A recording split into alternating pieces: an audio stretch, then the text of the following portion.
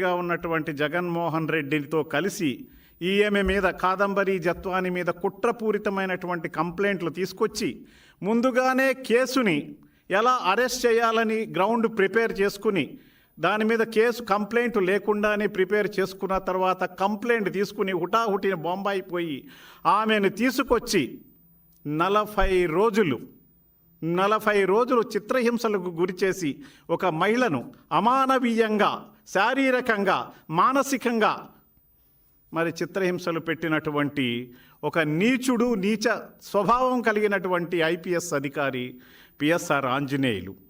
అటువంటి ఆంజనేయులు నా పార్టీకి ఉన్న నైతిక విలువలు ఏంటో అర్థం కావట్లా. అటువంటి వ్యక్తిని వెనకేసుకొస్తుంది వైఎస్ఆర్సీపీ పార్టీ.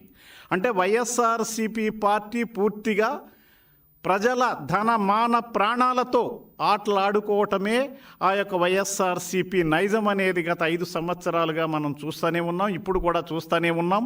అటువంటి వ్యక్తుల నుంచి మరి ఇంకా వైఎస్ఆర్సీపీ పార్టీలో ఎవరో కొంతమంది మంచివాళ్ళు ఉండొచ్చు, వాళ్ళని కూడా ఇబ్బంది పెట్టేటటువంటి పరిస్థితిలో ఈనాడు ఎమ్మెల్యేలు, గతంలో మంత్రులు వాళ్ళందరూ కూడా వైఎస్ఆర్ పార్టీలో జగన్మోహన్ రెడ్డి యొక్క ఆలోచనలతో పనిచేసినటువంటి వాళ్ళందరూ తప్పుల్లో ఇరుక్కుని ఈనాడు అరెస్టులు అవ్వటం జరుగుతోంది.